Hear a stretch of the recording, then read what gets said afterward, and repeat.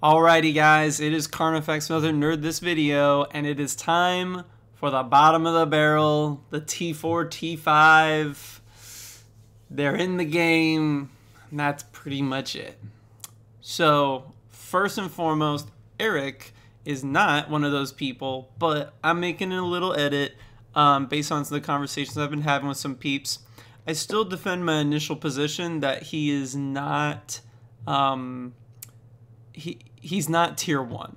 So what I've done is I have bumped him into tier 3 or tier 2, sorry, because I really feel like I kind of like shafted him a little bit. So in arena, he kind of fit more along the category of someone like Little Baddie or like Freezard or Ember, where they're kind of interchangeable in those 4th and 5th slots, if the first two are Soleus and IDL and the 3rd slot is some tank.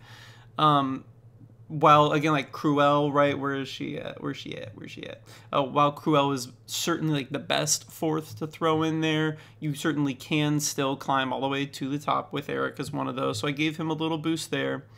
I gave him my half-point boost in Raid, just again to elevate him to people I thought were similar. Now, the argument that was primarily being made is he's not a terrible substitute to basically do the hard work passive of cleansing via his A3, his special that provides the buff, debuff immunity. So now it's buff and debuff immunity, buff from opponents. So and that he was crucial to some people being able to get through tier 7 while having none to like maybe like 1 or 2 hard orcs, right? And so again, he's still not, even those teams are still not putting out anywhere near as much, it seems, as a full-on bleed hard orc team. But I did feel more to give a little bit more there. And then I boosted him in the challenges too. 2 is probably a little harsh considering how accessible he is early on and how pretty easy he is to gear. So kind of evaluating both of those things. Now, if you saw in the last video, he was right under Puncherface here at 17.5, so he didn't really go up that many points.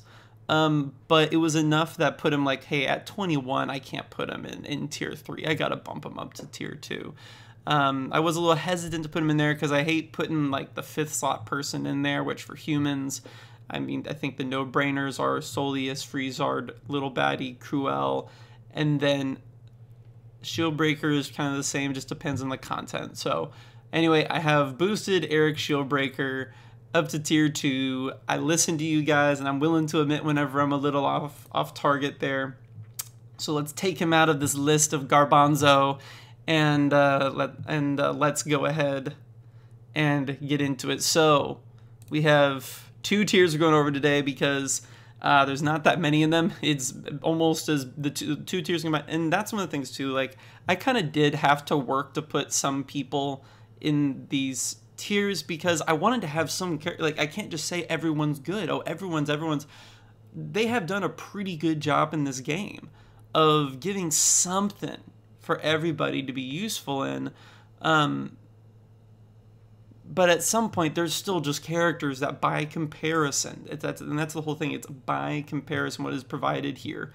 So anyway, let's go ahead and get into it. You're going to even see some people that I've touted a couple times. Not Darrien. Shaolin, right? One of my, like, hey, for the raid, super easy to use with 0 skill ups. I put a little on him for the one arena, or one tournament that we had, where we had to use him. Robin Bat, again, I am not giving much priority to the turn meter reduction team because again, the last word we got is there's going to be more things enacted to prevent that. Otherwise, they're just going to have to scale down turn meter reduction for everybody in every area of the game, and they're not going to do that, so they're just going to buff the raid bosses. Voirin, Sengiel, Old Lore, Darrien, and Major Shot, and then Hilda and Diesel are a couple of our newer ads. So let's get into it. First, we got the tier 4s. So Robin Bat is definitely top of the tier 4, and again, if I was considering the raid viability more, I mean, he'd be a 5, right? He's with a team that can solo, you know, these phases of the raid.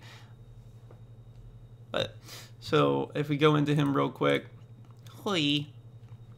Travelers, but Traveler and Human, so like decent mod, decent rune challenge opportunities, but nothing spectacular like Gladiator or Bounty Hunter. He has a pretty solid kit. The main thing that stinks is that, you know, when he counterattacks, which is kind of one of his big things, when you stack this with a Soleus lead, it's actually pretty solid. All he's going to be doing is doing damage. His main thing that he does is reduce turn meter on crits, but they have 0 turn meter now because they just attacked you. If there was some way to get around that, I would boost him up a lot, and I think his viability increased a lot, but I don't really even know how one would do that. Unless they invented like a negative turn meter mechanic, and that sounds way more dangerous than, you know, even what we currently have with turn meter. So bringing it back, who do we have next? Diesel Rog. So Diesel Rog, main thing is he's just slow as crud. Has one of the lowest base speeds in the entire game. And there's going to be another couple characters I'll get into where they have like a debilitating stat that's crucial. Speed is crucial for anyone who's not a tank. If you're not a tank, you don't have speed, that's a real negative. He has a solid, interesting kit, and I do think that there's a possibility that he could be thrown in on a General Murdoch team for Soleus and be super useful, potentially like getting us somewhere, you know, comparable to these kind of like second tier, like non-hard orc teams for Soleus. But I mean, this is good. AoE armor decrease, like who hates that? But it's just, he's so dang slow. He's not going to be one of the orcs that you're going to throw in right away. For events like Soleus, there's no Darrien out on the field. He doesn't get that. He's not going to be paired with old lore. So the old lore stuff is restricted to anything that doesn't include tags. So this isn't really even that awesome. And boosting his physical damage is great, but it's just not enough to put him over the top in the Soleus event from the testing that I did. There's no substitute for Hard Orc. Once you have Tromgar really geared, you can kind of throw in anyone, and I'd rather throw in characters that are a little easier to access, easier to gear, etc. Hilda. So Hilda pretty much has one use, in my opinion, and that is to help you clear with 3 stars tier 15 of the tank challenge. She has a lot more damage whenever you than other tanks whenever you get her fully geared up, and she has like solid damage like moves. The turn meter reduction is certainly not bad, but overall, I mean, a tank is supposed to be a tank. They're supposed to be able to be really survivable. She is not as survivable as Kinley because she lacks that passive, even with this shield boost. I mean, it's not something that gets applied to all the runes that she has, so that effect isn't even as strong.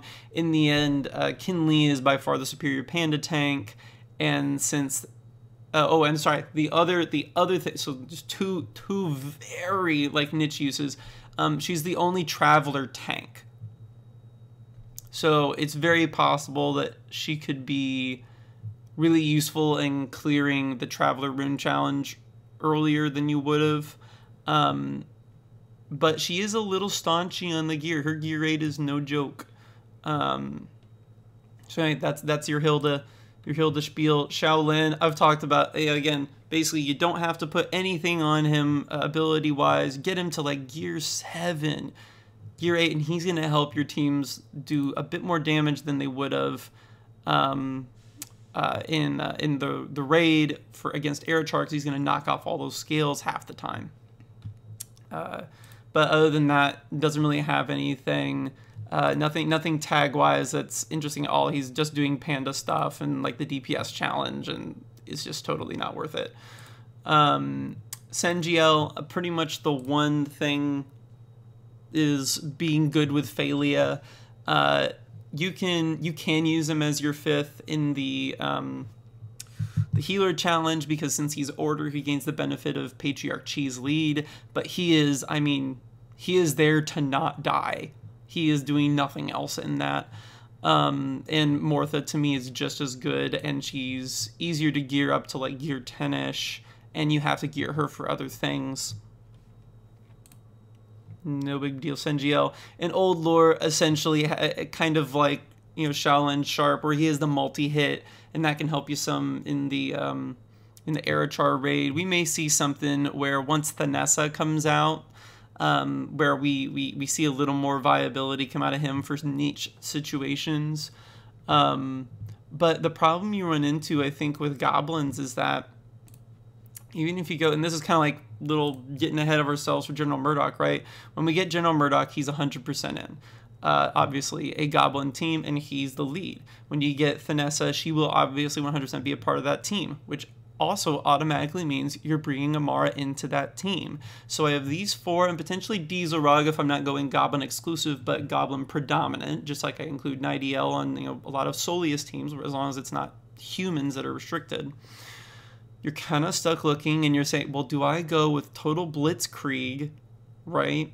And do I bring in, you know, Dieselrog and Sergeant Pigwald? Is that who I bring in? Or do I not, and I bring in Adam to at least give myself some chance to taunt? And probably, again, Sergeant Pigwald. He just, old lore, it's really hard to find a way for him to come in there. Again, raid, he might have a niche use there, but overall, he's definitely someone who gets left by the wayside by comparison as you try and future-proof your investments. And going in, now we're in again like that T5. There's really no reason to build this person outside of them being required in a tournament. There's so Voiron, he is so dang squishy. He's so squishy, and even with the addition of Yogi, he's so squishy. And he can crank out some decent-ish damage whenever you boost him up a lot, but you've got to bring him all the way, because all of his stuff is about doing poison, and the chances to poison are just so much lower on like his basic, and then in order to get it, you know, the stacking damage up to the crazy levels it needs to be, and poisons lasting longer, in order to get the chance for like double poison stacks whenever you would stack once. This is dependent on how many poison stacks we have. It requires so much ability scroll investment. He's so squishy. He is a bounty hunter. And that's about all I can say. Darrien, he is utterly and completely unseated as the human tank of choice by the existence of Little Baddie. I mean, you could have a 5-star Little Baddie, and it would be so much more useful than a 7-star Darrien of equivalent ability level and gear, just because her kit is so much more useful than his. His leadership is worthless if you're using Soleus. Soleus is superior in every way, except for like the little bit of like the debuff mitigation. It's like, oh, I can get more armor. It's like, yeah, but you also heal more with the boost to damage, and you kill people more quickly, which means they're doing less damage to you. So literally getting rid of debuffs 50% of the time chance, like that's it compared to all of the counterattack chance and everything you get from Soleus lead. So he brings nothing. He brings nothing to the table, and someone has to come in last, guys. And while there are some potential like crazy theory crafting options for Mr. Major Shot, he cannot find a way onto a Goblin team. He can't. Not for Arena. And the main reason is just his cooldowns are just way too long. This for those the devs actually explain this. This ability does not mean that he, as of his 3rd turn, all attacks do stun damage. What this means is using this ability again has a 70% chance stun all enemies. It's bad language here. So at first I thought he was a lot better because I was like, oh man, as of turn 3, he's potentially stunning every person, 70% chance, but he's potentially stunning every person every turn because all of his attacks are AoEs. So I would just never use this again, and I wouldn't need to. I could just use his basic on repeat after that, and that'd be great. Save his flashbang for a time where it made sense. But that's not what it means. It means using this specific ability again. So if you freaked out initially by him being at the bottom, now you know that. I hope that's kind of affected it. Now, his ability to provide blind here provides, that's like the useful theory crafting stuff for raid. But it's so low cooldown. It's so high cooldown. Like it's so many turns. You get to use it on your 4th turn and then again on your 11th. And I know he has the passive, which reduces it. So hypothetically, every other turn on average, he's reducing that. But that still means like he just takes so long to come online. He takes way too long to come online for arena. And he frankly almost takes way too long to come online for raid. Since there's only 3 enemies in the raid, that AoE viability is mitigated to some extent there. And again, I don't see where he would fit besides those really weird theory crafting teams. I gave him a point in tournament because simply the fact that he is all AoE can be useful to people in the earlier stages of tournaments where they don't have as many options to like circumvent taunts if they don't have characters like Nightiel or Puncherface unlocked and abilities boosted to the extent to where they're clearing that taunt on the tank. But in the end, I feel like, yeah, major shots. He's got to go. So that wraps it up. I hope you guys have enjoyed it. I hope that it's made sense whenever we've gotten through to certain areas. I know that probably the tier 3 having some people hired through peeps off a bit, but I hope the explanation I gave was good. But anyways, this is going to be a living document. I plan on probably once we get like some more tunes added that I think dramatically impact at least a few characters, I'll just do kind of like an update video to this. Hey guys, so if you haven't watched these videos, blah blah blah blah, but here's an update. Here's the things that have been changed as we've added this character, who may not have even been in the game. Right? We have a couple new characters that are about to come out. We can talk more about it on the 21st. So it's gonna be fun. Anyways, thank you for watching. I really appreciate you guys watching. Whenever you guys reach out and say things like, hey man, I really love your content. It helped us do this, helped us do that. I mean, that's the reason why I'm not just doing this for my guild and myself. It's because I like helping other people out and getting stuff done. So I really appreciate the kind words some of you guys have been given. So see you next time.